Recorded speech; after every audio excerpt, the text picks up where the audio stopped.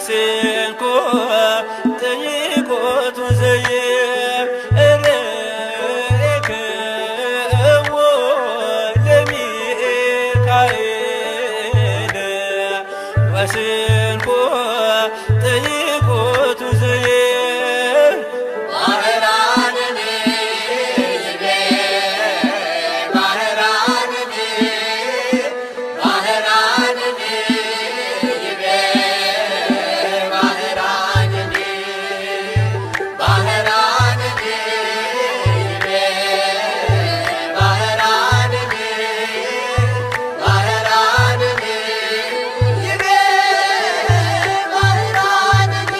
የሞቱን ደብዳቤ ሚካኤል አክብቶ ባህራንን አዳነ በሰርግ ተክቶ ስዳዴ ሳግናኤል ሊቀ መላእክት እኛንም አድነ ከሲኦል እሳት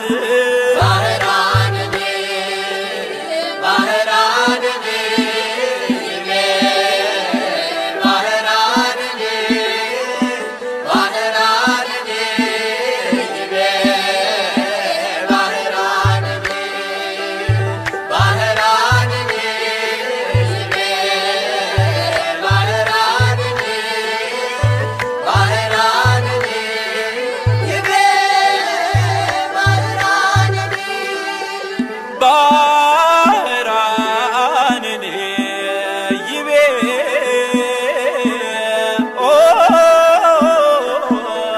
ዘነገደ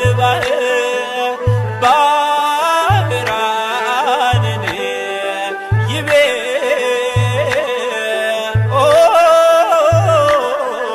ዘነገደ ርእክዎ ለሚካኤል ወስንኩ ጠይቆቱ ዘየርእክዎ ለሚካኤል ወስንኩ ጠይቆቱ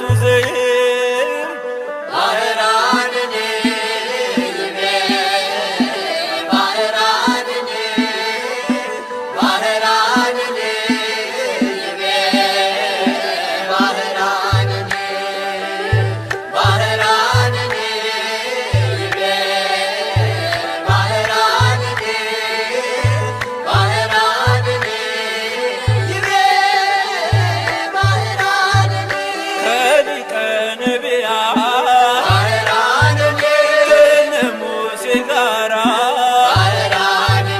ሕዝበ እስራኤል ሚካኤል ሲመራ ቀን ደመና ጥሎ ሌሊት እያበራ ተሻገሩ ኤርትራ ሁሉም በየተራ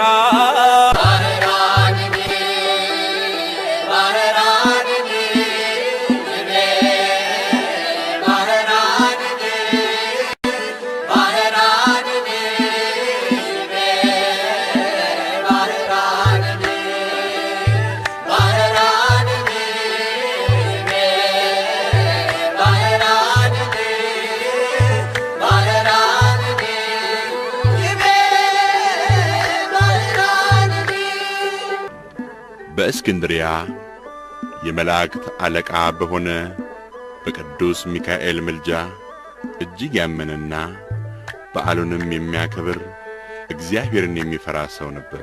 በጎረቤቱም ምሕረት የሌለው አንድ ክፉ ባለጸጋ ነበር። ይህንን ደግ ሰው ይጠላዋል። የዚህ ደግ ሰው ዘመን በተፈጸመ ጊዜ ጸንሳ ለነበረች ሚስቱ የመላእክት አለቃ የቅዱስ ሚካኤልን በዓል መታሰቢያ ታደርግ ዘንድ አዟት አረፈ። ነፍሱም ወደ መንግሥተ ሰማያት ገባች። ከዚህ በኋላ ሚስቱ ለመውለድ ደርሳ ምጥ ያዛት። እርሷም ቅዱስ ሚካኤል ሆይ እዘንልኝ፣ ስለ እኔ እግዚአብሔርን ለምነው ከዚህ ጭንቅ ያድነኝ ዘንድ አለችው። ይህን ባለች ጊዜ ቤቱ በብርሃን ተሞላ፣ ከጭንቀትም ዳነች። መልኩ ያማረ ወንድ ልጅም ወለደች። ያ ክፉ ባለጸጋ ይህንን በሰማ ጊዜ ብላቴናውን ይገድለው ዘንድ ምክንያት ፈለገ። ብላቴናው በቅዱስ ሚካኤል ልመና እግዚአብሔር ይጠብቀው ነበር። ብላቴናው ዕድሜው 10 በደረሰ ጊዜ የእናቱ ገንዘብ አለቀ። ያ ክፉ ባለጸጋ ይህን ምክንያት አድርጎ እኔ አሳድገዋለሁ ብሎ ብላቴናውን ተቀበላት። ጥቂት ወርቅም ሰጥቶ ሰደዳት። ባለጸጋውም በእንጨት ሳጥን አሰርቶ ብላቴናውን ውስጡ ከቶ ይሞት ዘንድ ወደ ባሕሩ ከነቁልፉ ጣለው። በጌታ ፈቃድም ሳጥኑ ተንሳፋ ወደ አንድ አገር ወደብ አደረሰችው። ሳጥኑንም በጎችን የሚያረባ አንድ ሰው አገኘው። ለደስታውም ይሆን ዘንድ አንድ ትልቅ ዓሣ በስሙ ካስጣለው መረብ አግኝቶ ወደ ቤቱ ገባ። የዓሣውንም ሆድ በቀደደ ጊዜ በውስጡ ቁልፍ አገኘ። ቁልፉንም በሳጥኑ ባስገባው ጊዜ ፈጥኖ ተከፈተ። በውስጡም ያን ብላቴና በሕይወት አገኘው። ባየውም ጊዜ እጅግ ተደሰተ። ከባሕርም ስላገኘው ስሙን ባሕረ አለ። በሰው ዘንድ የማይቻል በእግዚአብሔር ዘንድ ሁሉ ይቻላል። በመንገድህ ሁሉ ይጠብቁ ዘንድ መላእክቱን ስላንተ ያዛቸዋል ተብሎ በመጽሐፍ እንደ ተጻፈ የመላእክት አለቃ የሆነ ቅዱስ ሚካኤል ይቅር ባይ ከሆነ ከልዑል እግዚአብሔር ምሕረት ይለምናል። ልመናው ከመከራ ያድነን ዘንድ ለዘላለሙ አሜን።